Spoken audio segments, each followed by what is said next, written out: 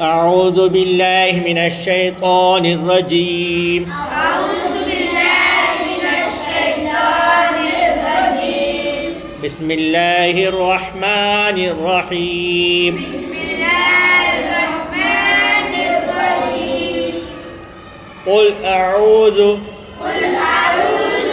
برب الناس برب الناس ملك الناس ملك الناس إله الناس إله الناس من شر